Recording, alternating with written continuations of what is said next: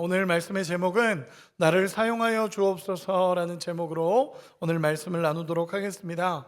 오늘부터 시작해서 꽤 오랜 시간이 될 것 같긴 한데 한 10주에서 12주 정도 이제 계속적으로 느헤미야 말씀을 나누고자 합니다. 처음부터 시작해서 이제 느헤미야 말씀을 강해하게 되는데 이 말씀이 우리의 삶 속에 하나님의 음성으로 잘 새겨지기를 간절히 소망합니다.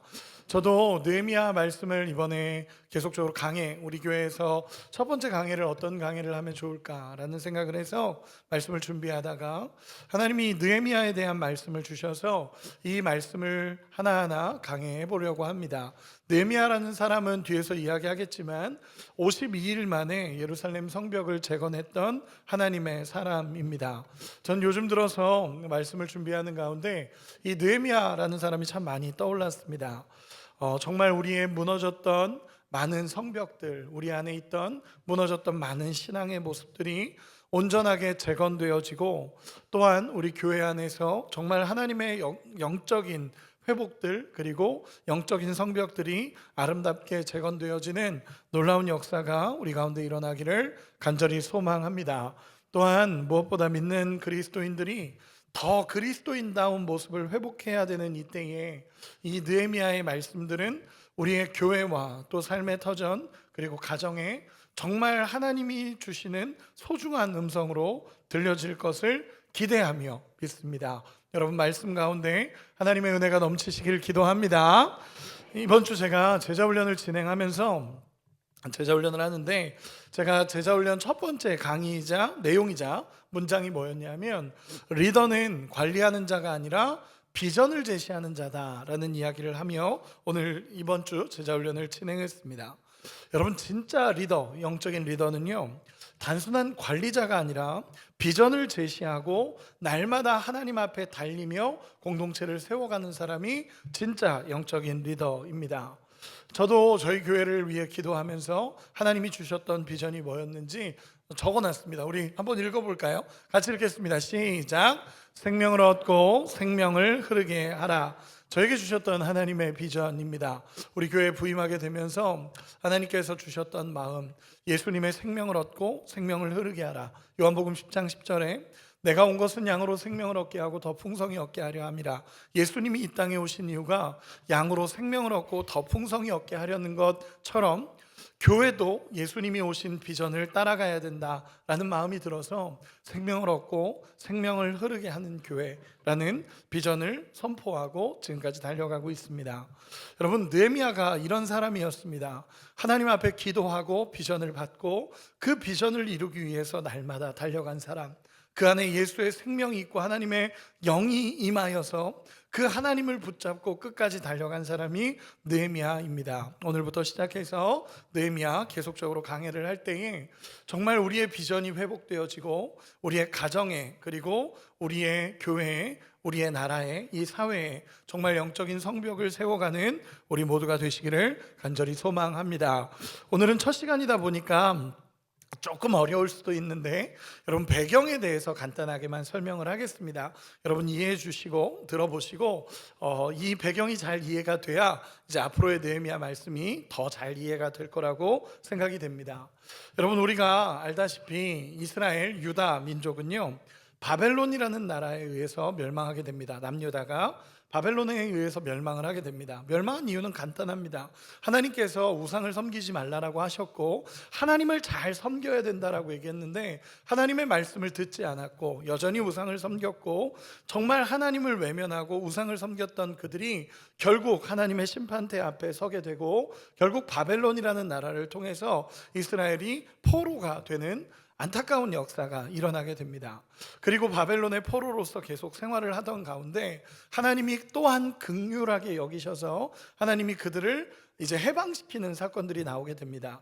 어떻게 해방이 되냐면, 바벨론의 영광이 영원할 것 같았고 바벨론의 포로로 살았던 시절이 오래되고 있을 때 바벨론의 영광이 끝나고 페르시아가 바벨론을 이기게 됩니다. 그리고 페르시아가 세계의 패권을 차지하게 됩니다. 바벨론이라는 나라가 무너지고 페르시아가 들어서게 된 거죠. 이 바벨론의 포로였던 이스라엘 민족들은 또다시 페르시아의 포로로 살아갈 수밖에 없는 상황들입니다. 그런데 이 페르시아는 바벨론과는 다르게 종교적인 관용 정책을 가지고 오게 되고, 그러다 보니까 이 모든 나라, 포로로 잡혀있던 이스라엘 민족들을 해방시키게 됩니다. 쉽게 얘기해서 광복이 일어난 거죠. 이 고레스 칙령이라고 이야기하는데, 고레스 황제가 포로로 잡혔던 모든 민족들을 다시 풀어주라고 한 겁니다. 그래서 이제 이스라엘 백성들이 포로로 살다가 정말 하나님의 역사로 말미암아, 감사함으로 말미암아 결국 이 포로에서 해방되어지고 이제 고향 땅으로 돌아가게 되는 역사가 일어나게 된 겁니다. 1200km가 넘는 거리를 포로로 끌려와서 잡혀서 100년을 넘게 살아가고 있었는데, 이 땅에서 정말 오랜 기간 동안 살아가고 있었는데, 하나님께서 정말 역사하심으로 말미암아 고레스 왕을 통해서 해방이 선포된 겁니다. 그래서 이 페르시아 땅에서 살았던 이스라엘, 포로로 살았던 사람들이 이제 하나하나 다시 이스라엘 고국 땅으로 돌아가게 되어집니다. 그런데 고국으로 돌아가게 되어지는데 한 번에 모든 민족이 이동할 수 있었던 건 아니었고, 1차, 2차, 3차에 걸쳐서 포로가 귀환하게 됩니다. 그때 1차에서 포로 귀환이 일어날 때 스룹바벨이라는 총독을 중심으로 해서 1차에 5만 명의 사람들을 데리고 이제 이스라엘 나라로 다시 이동을 하게 됩니다. 1200km가 넘는 거리를 가게 된 거죠. 여러분, 이 스룹바벨이 1차 포로 귀환하고 나서 제일 먼저 한 게 뭔지 아십니까? 성전을 지었습니다. 무너졌던 성전, 하나님께서 하나님 앞에 세워놨었던 그 성전이 이 정말 정복당하면서 이 성전이 다 파괴돼 버려서 포로로 귀환한 스룹바벨은 정말 하나님 앞에 이 성전을 세우기를 소망하며 먼저 성전을 세웁니다. 물론 뭐 여러 가지 과정들이 있고 어려움이 있었지만 좀 미적미적한 것도 있었고, 그러나 결과적으로는 성전을 1차 귀환 때 세우게 됩니다. 그리고 2차 귀환은 그로부터 굉장히 오랜 시간, 80년이라는 시간이 지나서 1차부터 2차까지 80년이라는 시간이 지나는데, 80년이 지나고 나서 2차 귀환을 하는데, 2차 귀환에서는 정말 유명한 사람이 등장을 합니다. 그 사람이 누구냐면 에스라 선지자입니다. 에스라 선지자를 중심으로 2차 포로 귀환이 일어납니다. 성전이 지어져 있는 그곳에서 하나님의 율법과 규례와 하나님의 말씀을 중심으로 영적인 부흥이 그 현장에 다시 일어나게 됩니다. 1차 포로 귀환 때는 성전이 지어지고 2차 포로 귀환 때는 영적인 회복들이 일어나기 시작합니다. 그리고 나서 3차가 느헤미야로부터 시작된 성벽 건축이 3차 포로 귀환 때 일어나게 되는 것입니다. 그런데 우리가 잘 이해해야 되는 한 가지는, 한 번만 PPT 좀 띄워주시기 바랍니다. 여러분 보시면 그 앞에 성전이 지어졌습니다. 성전이 지어졌고 그 안에 밝히 빛난다라는 것은 영적인 회복도 일어난 상황입니다. 그런데 문제는 뭐냐면 그 밖에 있는 성벽이 다 무너져 있지 않습니까? 성벽이 건축이 안 돼 있고 140년 동안 무너져 있었습니다. 이 성벽 자체가. 그러다 보니까 어떤 일이 벌어지냐면, 성벽, 쉽게 얘기해서 울타리가 없으니까 다른 나라들이 공격하고 무너뜨리는 안타까운 역사들이 계속적으로 일어나는 것입니다. 이 성전이 세워져 있고 저렇게 밝게 빛나는 영적인 회복은 일어났는데 주변을 둘러싸고 있는 울타리가 없는 겁니다. 우리가 뭐 사극 같은 데 보면은 이 전쟁을 할 때 성벽이 세워져 있지 않습니까? 그래서 못 들어오는 그런 성벽이 있어야 되는데 그 성벽이 다 무너져 버리니까 약탈당하고 괴롭힘당하고 어려움당하고 있는 현실인 겁니다. 한 장만 넘겨주시기 바랍니다. 이렇게 된 겁니다. 물리적인 위협들을 받습니다. 많은 어려움들을 겪고요, 사회적으로 수치를 받습니다. 저 성벽도 안 지어져 있는 저 나라 보라고 하면서 약탈하고 어렵게 하고, 그리고 또 여러분 생각해 보시기 바랍니다. 뭔가 영적으로는 회복되어 있는데 맨날 누군가 와서 괴롭히고 건드리고 싸우고 그런 상황들이 계속되면 이게 맞나라는 생각들이 그 안에서 계속적으로 무너져 내려가는 것입니다. 이러한 영적 무기력함까지 그들에게 찾아오는 상황인 것입니다. 쉽게 표현해서 이겁니다. 성전도 세워졌고 영적인 부흥도 일어났는데 성벽이 다 무너져 있으니까 사람들이 그냥 너무 쉽게 괴롭히고 너무 쉽게 어렵게 만들고 이 사람들을 걸 약탈해 가고 이런 상황이 이스라엘에 계속 등장하게 되었습니다. 그리고 나서 하나님께서 이 느헤미야를 쓰셔서 하나님께서 3차 포로기한 때 성벽을 세우게 되는 이야기가 이 느헤미야 전체의 이야기입니다. 그러면 한번 느헤미야에 대해서 잠깐만 살펴보겠습니다. 여러분, 느헤미야가 누구냐 하면요, 느헤미야는 유대 포로 출신의 사람입니다. 그것도 그냥 포로가 아니라 포로 3세 정도 되는 사람입니다. 쉽게 얘기해서 나라가 멸망하는 것을 본 적은 없고 태어나 보니까 이미 포로인 상태의 사람입니다. 나라가 멸망하는 것을 본 적도 없습니다. 그냥 태어났더니 포로로 살아가고 있는 현실인 것입니다. 그러니까 포로로 그냥 살아왔던 사람이 이 느헤미야입니다. 그런데 재밌는 것은요, 느헤미야의 직업이 뭔지 아십니까? 뭐라고 들리는 것 같은데, 느헤미야의 직업은 술 맡은 관원이었습니다. 왕의 술 맡은 관원. 이 사람은 어떤 사람이냐면, 이 직책을 잘 이해해야 되는데, 왕에게 들어가는 술을 먼저 마셔보는 사람, 또 왕에게 들어가는 음식을 먼저 맛보는 사람입니다. 쉽게 얘기해서 왕 대신해서 먼저 먹어보는 사람입니다. 만약에 독이 들어가 있으면 자기가 생명을 잃게 되는 거고, 목숨을 걸고 왕을 섬기고 있는 자리에 있는 사람이 이 느헤미야, 술 맡은 관원이었습니다. 그런데 우리가 이해해야 될 중요한 것은요, 이 자리는 단순히 노예 출신이니까 위험한 일을 맡긴 자리가 아닙니다. 오히려 반대입니다. 왕이 가장 신뢰하는 사람들에게 맡기는 자리입니다. 왜냐하면 이 사람이 배신하거나 그러면 왕은 죽을 수도 있기 때문에 자기가 가장 신뢰할 수 있는 사람들, 가장 믿을 만한 사람들을 옆에 두는 자리입니다. 오늘날로 말하면 비서실장이나 경호실장 되는 최측근의 사람이 이 느헤미야입니다. 그 술 맡은 관원입니다. 여러분, 포로 출신이었던 이 느헤미야가 제국의 왕 곁에서 이런 자리에 앉아 있다는 것은요, 사실 엄청 출세한 사람인 것입니다. 포로로 살아왔던 사람이, 포로 출신이 왕 옆에서 비서실장, 경호실장 정도 되는 역할을 하고 있다는 것은요, 엄청나게 출세한 거죠. 먹을 걱정 하나 없고 안전하고 미래가 보장된 삶을 살았던 사람이 이 느헤미야라는 사람입니다. 그리고 우리가 또 하나 알아야 될 것은, 여러분, 느헤미야라는 이름의 뜻이 뭔지 아십니까? 여호와가 위로한다, 위로했다라는 의미입니다. 여호와가 위로하셨다라는 의미인데, 여러분, 이런 이름이 지어졌다라는 건 중요한 의미를 갖습니다. 뭐냐면 포로의 땅, 이방 땅에서 아이가 태어났는데 그 아이의 이름을 여호와가 위로하셨다라는 이름을 지어줬다라는 것은요, 느헤미야의 가정은 포로 땅에서도 불구하고 하나님을 꽉 붙잡고 있었던 가정이라는 것을 보여주고 있습니다.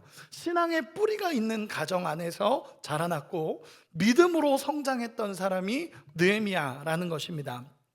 정리하면 페르시아에서도 성공한 사람이었고, 그 성공보다 먼저 앞서서 신앙의 뿌리를 가지고 있었던 사람, 할아버지, 아버지에게 늘 믿음의 유산을 물려받으면서 늘 믿음대로 살아야 된다라고 이야기 들었던 사람이 이 느헤미야라는 사람입니다.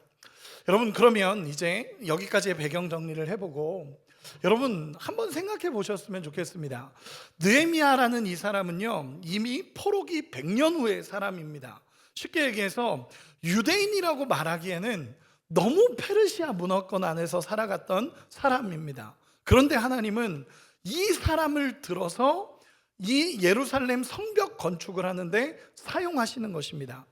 여러분, 저도 이제 호주에서 잠깐 살았다 보니까, 호주에서 살다 보면 이민 2세대까지는 그래도 한국인 같습니다. 한국어도 잘하고 영어도 잘하고 하면서 이민 2세대까지는 그냥 한국인이다 라고 말할 수 있습니다. 근데 이민 3세대가 넘어가면요, 이 사람은 한국인이라고 말하기에는 외형은 한국인인데 그 모습은 한국인인데 그 안에 있는 모든 것은 호주 사람입니다.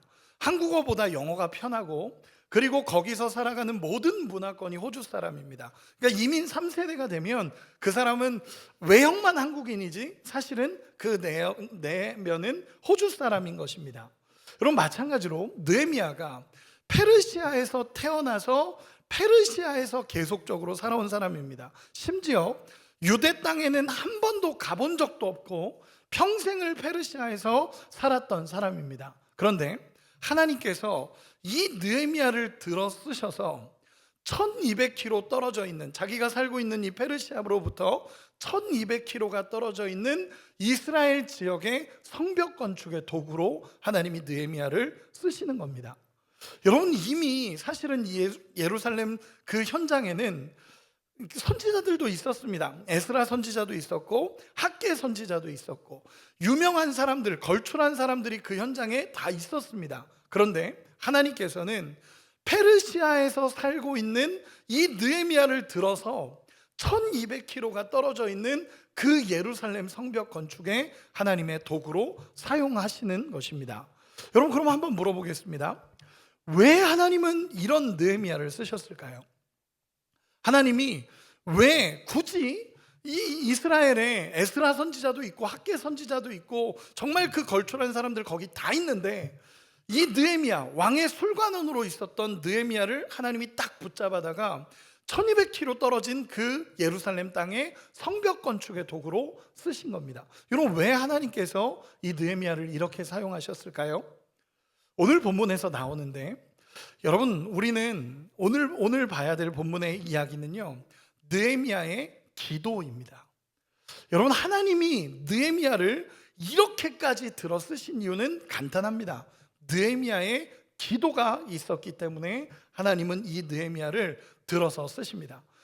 심지어 140년 동안 성벽이 무너져 있었고 건축하려고 아무리 노력해도 되어지지 않았던 그 성벽을 느헤미야는 52일 만에 완공해 버립니다. 52일 만에 완성해 버리고 하나님의 도구로 쓰시는 것입니다. 이유는 간단합니다.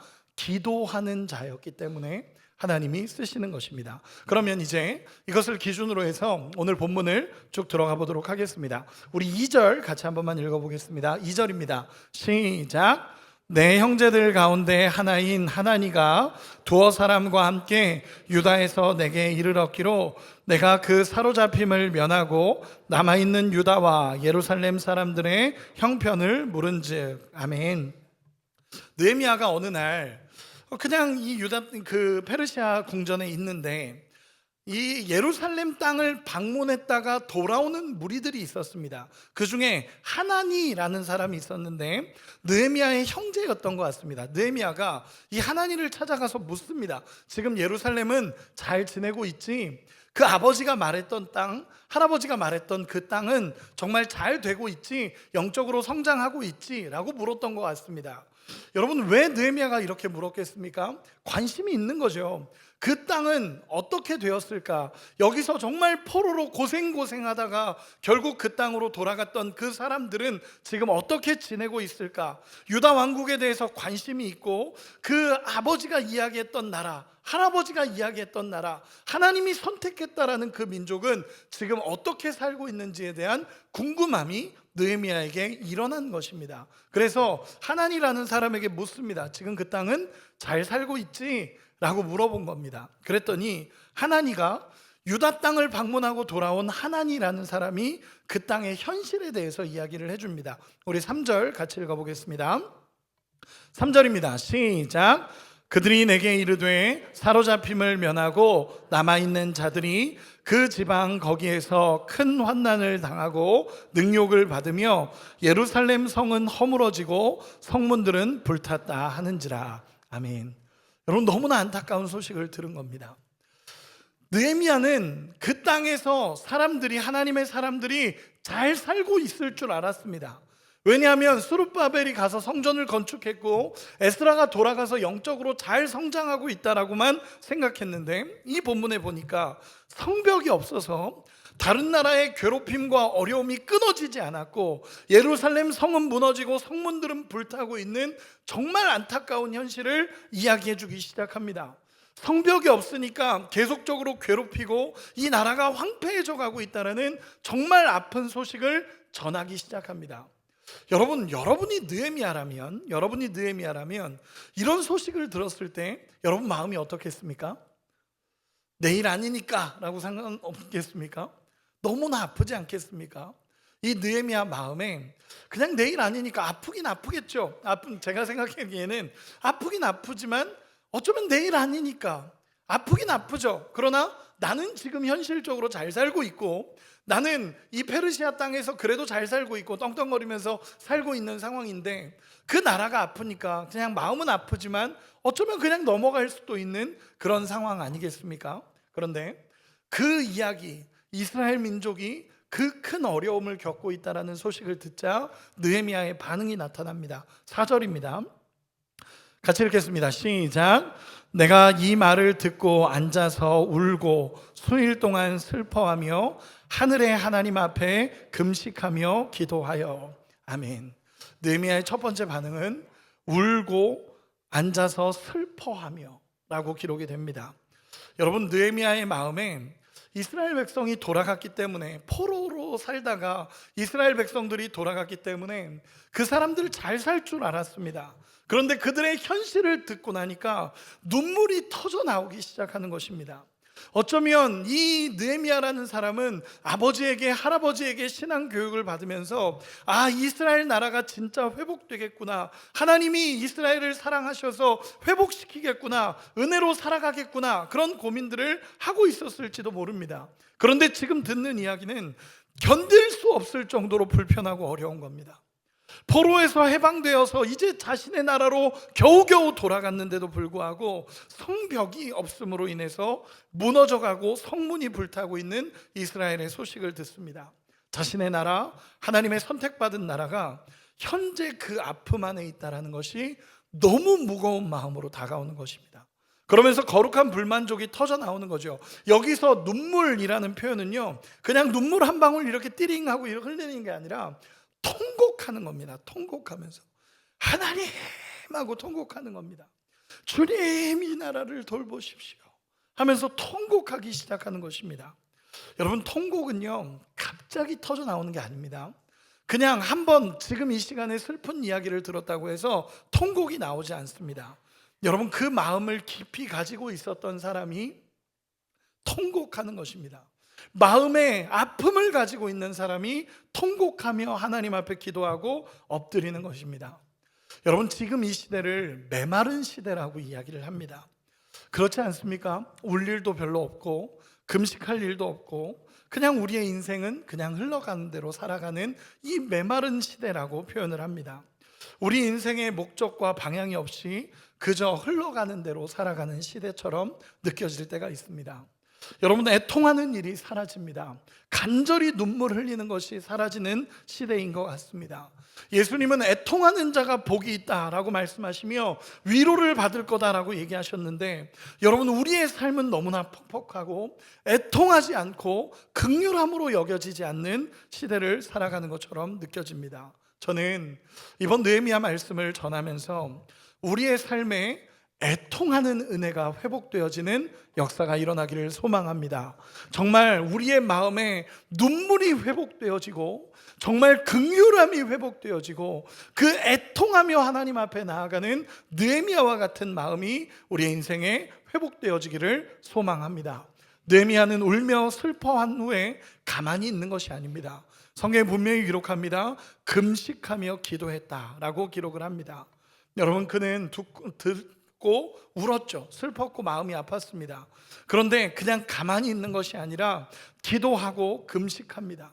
하나님 앞에 기도하고 금식하며 하나님 앞에 엎드립니다. 학자들은요, 이 눈물의 기도가 4개월에서 5개월 정도 지속됐다라고 봅니다. 하나님 앞에 울며 기도하며 하나님이라고 하면서 정말 금식하며 기도하는 것입니다.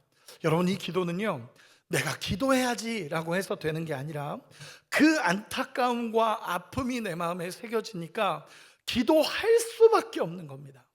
정말 아픔이 오고 안타까움이 와서 기도하지 않고는 견디지 못하는, 정말 마음이 뜨거워져서 기도할 수밖에 없는 상태가 이 느헤미야의 상태입니다. 여러분, 이런 마음 아시죠? 네, 다시 한번. 여러분, 이런 마음 혹시 아시죠? 여러분 정말 기도할 수밖에 없는 마음의 상태가 그 안에 막 불타듯이 일어나는 것입니다. 여러분 저는 마음에 소원하기는 우리 교회 성도님들이 정말 교회를 사랑해서 교회를 위해 기도할 수밖에 없는 상태가 되기를 간절히 소망합니다. 정말로 소망합니다. 우리 목사님 그러면서 정말 목회자를 위해서 기도해 주시고 하나님의 마음을 가지는 우리가 되기를 정말로 소망합니다. 얼마 전에 한 권사님께서 제게 문자를 주셨습니다. 근데 그 문자를 봤는데 권사님이 뭐라고 말씀하셨냐면 새벽 기도 끝나고 이렇게 보내주신 문자였는데 목사님을 위해 기도하라는 마음을 주셨습니다. 더 기도해 드리지 못해 죄송합니다 라고 문자가 왔습니다. 여러분 너무 감동이죠. 저만 감동인 것 같습니다. 저는 엄청 감동이었습니다. 근데 어떤 마음이 감동이었냐면 목사님을 위해 기도하라는 마음을 주셨습니다. 목사님 위해서 그동안 기도하지 못해 죄송합니다. 그 표현을 쓰시는데 너무 마음에 울림이 있는 겁니다. 어떤 거냐면 하나님의 마음이 부어지니까 기도할 수밖에 없는 상태로 기도하게 됐다라는 것입니다. 여러분 진짜 하나님의 사람은요 이런 긍휼함이 있습니다. 그리고 정말 하나님 앞에 애통하며 기도가 터져나올 수밖에 없는 그 상태가 일어나는 것입니다. 여러분 성경의 역사들을 보면요 하나님께서 이런 사람들을 귀하게 사용하십니다. 창세기에 보면요 하나님께서 아브라함에게 나타나십니다. 그리고 나서 하나님께서 아브라함에게 뭐라고 말씀하시냐면 아브라함아 내가 소돔과 고모라를 멸망시켜야 될 것 같다. 왜냐하면 그들이 아무리 얘기해도 듣지 않고 우상 숭배가 극에 이르렀고 이렇게 심각한 상황에 내가 소돔과 고모라를 멸망시켜야겠다라고 하나님이 아브라함에게 이야기하십니다. 그때 아브라함이 뭐라고 대답하는지 아십니까? 하나님의 뜻이면 하셔야죠. 하나님의 뜻이면 열심히 하셔야죠. 이렇게 한 게 아닙니다. 아브라함이 뭐라 그러냐면 하나님 그들 좀 살려주시면 안 됩니까? 하나님 의인 50명 있으면 살려주시겠습니까? 의인 45명 있으면 살려주시겠습니까? 40명, 30명, 20명, 10명 하나님이 그 기도 다 들어주십니다. 내가 그렇게 할게. 왜요? 그 아브라함 마음에 이 나라를 향한 애통함과 긍휼함과 하나님 앞에 간절한 기도가 있기 때문에 그렇습니다. 하나님이 그 기도를 다 들어주십니다. 그러나 소돔과 고모라는 결국 의인 10명이 없어서 멸망하게 됩니다. 그러나 하나님은요 아브라함의 그 애통함을 다 들어 쓰십니다. 여러분 하나님의 마음을 경험하는 사람들이 있습니다. 우리 가운데도 하나님의 마음을 많이 경험하는 사람들이 있습니다. 그런데 여러분 기억하십시오. 아무리 하나님 마음이 깊이 경험되어도 기도가 사라지면 그 비전은 죽습니다. 수많은 사람들이 하나님의 꿈과 하나님의 비전을 봅니다. 그러나 기도가 멈추는 순간 그 비전도 멈춥니다. 사람들이 부흥회를 하고요 기도회를 하고 수련회를 다녀오면 사람들 마음에 불이 탑니다. 그러면서 하나님이 나에게 비전을 주셨습니다. 하나님이 나에게 소망을 주셨습니다. 하나님이 이루실 겁니다. 다 외칩니다. 근데 그게 다 안 이루어지는 이유가 뭔지 아십니까? 기도가 죽는 겁니다. 기도할 때 비전을 다 주셨는데 그 기도가 지속되지 않으니까 비전도 희미해지고 사라지고 결국 하나님이 주셨던 꿈도 무너지는 것입니다. 여러분 느헤미야 마음에 하나님의 애통함이 부어지니까 4개월 5개월을 하나님 앞에 금식하며 기도하며 하나님 앞에 나아가기 시작합니다. 이 모습을 하나님이 쓰시는 겁니다. 이 모습을 하나님이 쓰시며 그 애통함과 그 긍휼함으로 하나님을 꽉 붙잡고 기도하고 있는 그 느헤미야를 하나님이 쓰시는 겁니다. 그러면 느헤미야의 이제 마지막으로 느헤미야의 기도의 내용이 무엇이었을까요? 느헤미야는 대체 뭐라고 기도했기에 하나님이 그 사람을 그렇게 들어 쓰셨을까요? 첫 번째, 우리 느헤미야의 기도에 대해서 마지막으로 살펴보겠습니다. 첫 번째는 무엇이냐면 우리 따라합시다. 하나님을 신뢰하는 기도. 네, 5절 한번 읽어보도록 하겠습니다. 같이 읽겠습니다. 시작. 이르되 하늘의 하나님 여호와 크고 두려우신 하나님이여 주를 사랑하고 주의 계명을 지키는 자에게 언약을 지키시며 긍휼을 베푸시는 주여 간구하나이다. 아멘.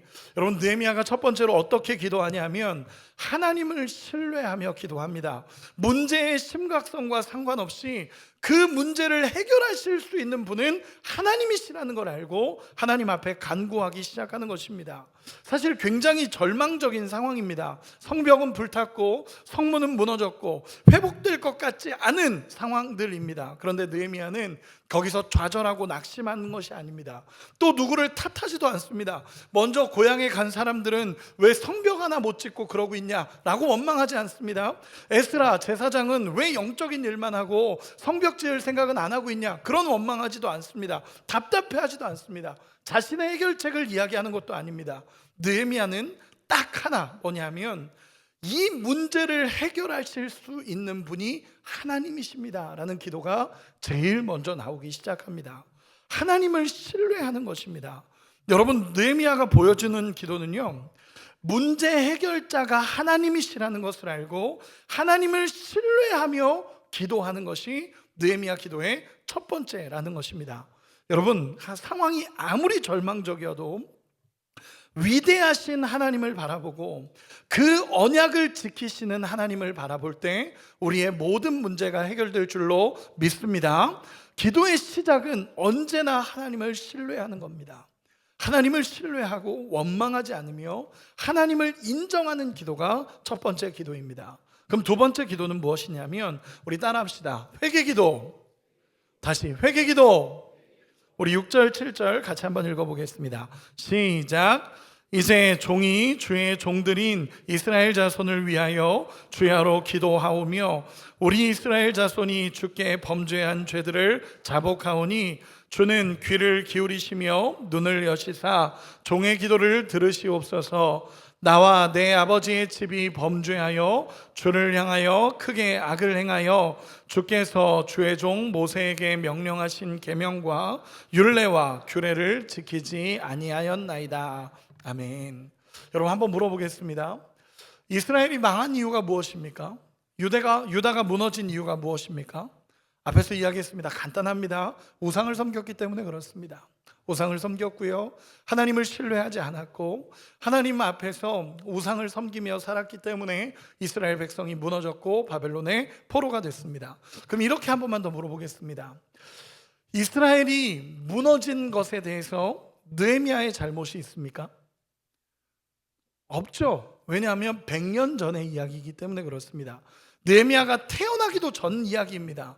태어나기도 전에 이미 포로가 돼버렸고요, 이미 그 땅은 무너졌고 태어나 보니까 포로가 된 겁니다. 그런데 느헤미야의 기도가 뭔지 아십니까? 나와 내 집이 범죄하였습니다 라는 회개입니다. 여러분, 잘못을 해도 그 조상들이 잘못했죠. 사실 그도 피해자일 수 있지 않습니까? 태어나 보니까 포로인 겁니다. 그런데 이 느헤미야는 하나님 앞에 나가서 철저하게 회개하는 겁니다. 하나님, 나와 내 민족이, 내 집이 잘못했습니다. 하나님 용서하여 주십시오 라는 회개 기도를 하나님 앞에 기도하고 있는 것입니다. 여러분, 한번 물어보겠습니다. 언제 회개가 되십니까? 회개가 언제 터져 나옵니까? 하나님 앞에 서서 그 하나님이 우리를 조명하시기 시작할 때 우리의 더러움이 보이고 하나님 앞에 회개가 터져 나오는 겁니다. 여러분, 이 느헤미야의 회개가 무엇인지 아십니까? 하나님 앞에 서서 하나님을 신뢰하고 긍휼함으로 하나님을 보다 보니까 이것 역시 나 역시 똑같은 죄인이라는 것이 그 마음에 깨달아지는 것입니다. 나는 아무 상관없다라고 살았던 이 삶이 아니었고 하나님 앞에 여전히 나도 죄인이라는 것을 깨닫는 것입니다. 아무 마음의 고통 없이 호의호식하고 살았던 이 모습도 하나님 앞에 범죄한 것이고, 하나님, 나와 내 집이 하나님 앞에 범죄하였습니다 라는 회개가 가슴을 치며 통곡하며 터져 나오기 시작하는 것입니다. 우리 한 구절만 찾아봅시다. 역대하 7장 14절 같이 읽어보겠습니다. 시작. 내 이름으로 일컫는 내 백성이 내 얼굴을 찾으면 내가 하늘에서 듣고 그들의 죄를 사하고 그들의 땅을 고칠지라. 아멘. 잠깐만 띄어놔 주시기 바랍니다. 내 이름으로 일컫는 내 백성이 악한 길에서 떠나 하나님 앞에 회개하면 하나님이 하늘에서 듣고 그들의 땅을 고치겠다라는 약속이 담기는 말씀입니다. 여러분, 느헤미야가 이 기도하는 겁니다. 내가 직접적으로 범죄한 거 아니지만 하나님 앞에 나가니까 여전히 나는 죄인이라는 것이 깨달아지고 하나님 앞에 회개하며 울며 금식하며 기도하기 시작하며 하나님 앞에 나의 죄를 자복하고 회개하는 모습인 것입니다. 여러분, 하나님은요, 네, 이제 괜찮습니다. 하나님은 기도하는 자를 찾으십니다. 여러분 믿으십니까? 누군가는 회개하며 울며 기도할 때 세상이 세워지고 교회가 세워지고 내 가정이 세워지는 것입니다. 내 가정의 아픔을 바라보고 내가 사랑하는 교회를 바라보고 우리 사회를 바라보며 내 가슴을 치며 회개하는 역사가 우리 가운데 일어나기를 간절히 소망합니다. 이 땅을 바라보며 교회를 바라보며 가정을 바라보며 하나님 앞에 기도할 수 있는 우리가 되기를 원합니다. 여러분, 판단하는 사람은 끝까지 판단만 합니다. 비난하는 사람은 끝까지 비난만 합니다. 그런데 기도하는 사람은 내가 보이고 자신이 보이고 하나님 앞에 엎드려지는 것입니다. 하나님께서 이 모습을 깨닫게 하시니 하나님 앞에 회개하는 느헤미야의 모습입니다. 느헤미야의 세 번째 기도는 따라합시다. 소망을 품은 기도. 느헤미야의 세 번째 기도입니다. 우리 8절에서 10절입니다. 같이 읽겠습니다. 시작. 옛적에 주께서 주의 종 모세에게 명령하여 이르시되 만일 너희가 범죄하면 내가 너희를 여러 가운데 흩을 것이요 만일 내게로 돌아와 내 계명을 지켜 행하면 너희 쫓긴 자가 하늘 끝에 있을지라도 내가 거기서부터 그들을 모아 내 이름을 두려고 택한 곳에 돌아오게 하리라 하신 말씀을 이제 청하건대 기억하옵소서. 이들은 주께서 일찍이 큰 권능과 강한 손으로 구속하신 주의 종들이요 주의 백성들이니이다. 아멘. 여러분, 느헤미야의 세 번째 기도는 소망을 품는 기도입니다. 하나님을 신뢰하고 회개하고 나니까 보이는 게 있는 겁니다. 뭐냐면 하나님이 약속하셨지 하늘 끝에 있을지라도 하나님께서 명령하시면 모든 것이 회복되어지지 라는 게 느헤미야 마음에 들어오기 시작하는 것입니다. 하나님이 이 민족을 버리지 않았구나.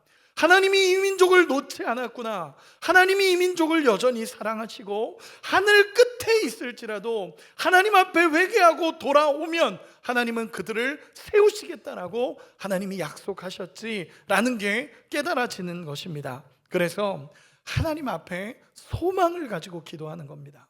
하나님, 이 나라가 회복되기를 원합니다. 하나님이 세우시면 이 나라는 반드시 회복됩니다 라는 것이 느헤미야에게 보여지기 시작하는 것입니다. 여러분, 우리는 눈앞에 있는 문제 때문에 하나님을 원망합니다. 우리는 눈앞에 있는 문제 때문에 하나님을 원망하는 것이 익숙합니다. 그런데 느헤미야의 기도는 뭐냐면 이 문제를 넘어서 하나님이 회복시킬 것을 믿어지는 겁니다. 이 문제만 보면 이게 어떻게 될지 모르겠는데 이 문제 너머에 하나님이 회복시키면 회복되어진다라는 것이 이 느헤미야에게 깨달아지는 것입니다. 모든 문제를 뚫고 일하실 하나님이 느헤미야 눈에 보여지는 것입니다. 하나님을 신뢰하고 회개하고 났더니 소망의 하나님이 보이는 겁니다. 그래서 하나님, 하늘 끝에 있을지라도 땅 끝에 있을지라도 그들이 돌아오게 하시는 분은 하나님이십니다 라는 고백을 드리는 겁니다. 그리고 마지막으로 느헤미야의 네 번째 마지막 기도입니다. 따라합시다. 나를 사용하여 주옵소서. 여러분, 나를 사용해 달라는 기도입니다. 11절 같이 한번 읽어보겠습니다. 같이 읽겠습니다. 시작. 주여 구하오니 귀를 기울이사 종의 기도와 주의 이름을 경외하기를 기뻐하는 종들의 기도를 들으시고 오늘 종이 형통하여 이 사람 앞에서 은혜를 입게 하옵소서 하였나니 그때에 내가 왕의 술관원이 되었느니라. 아멘. 느헤미야가 이렇게 기도합니다. 하나님, 저를 사용하여 주옵소서. 11절을 쉽게 표현하겠습니다. 저를 사용하여 주옵소서. 그 왕 앞에서 하나님 저를 사용하여 주시고 하나님 저를 도구로 써주셔서 그 이스라엘의 성벽을 건축하는 도구로 하나님 저를 사용하여 주옵소서 라는 기도가 마지막 기도입니다. 여러분, 이 기도를 통해 하나님이 이루시는 것입니다. 하나님, 저 사람 요즘 시간 많습니다. 하나님, 저 사람 쓰십시오. 여러분, 이 기도로는 이루어지지 않습니다. 여러분, 느헤미야는요, 페르시아가 훨씬 좋죠.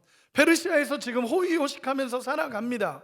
페르시아에서 먹을 걱정 하나도 없습니다. 페르시아에서 잘 살고 있고 너무나 잘 되고 있는 사람입니다. 그런데 느헤미야의 기도는, 그래도 주님, 이 모든 걸 내려놓더라도 하나님, 저를 사용하여 주옵소서라는 기도가 느헤미야의 기도입니다.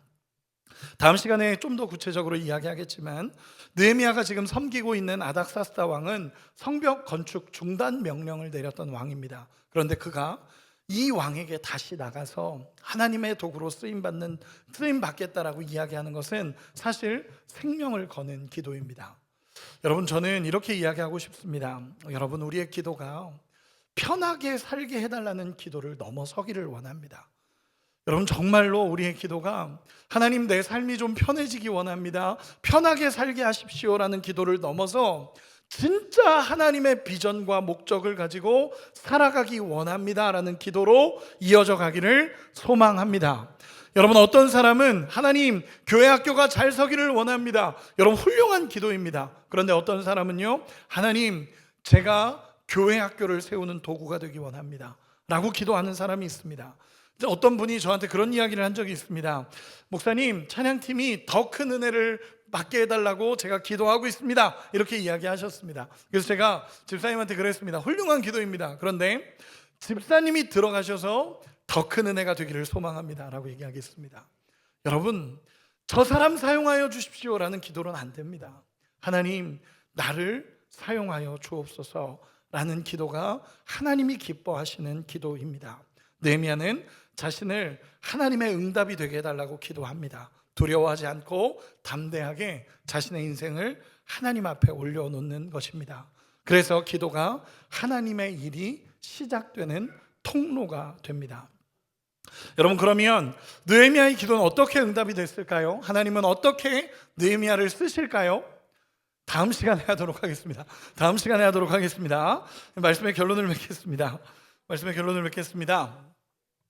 저는 오늘 느헤미야의 기도 하나를 보았으면 좋겠습니다. 하나님께서 1200km 떨어져 있는 그곳을 향해서 하나님이 사용해 가시기 시작합니다.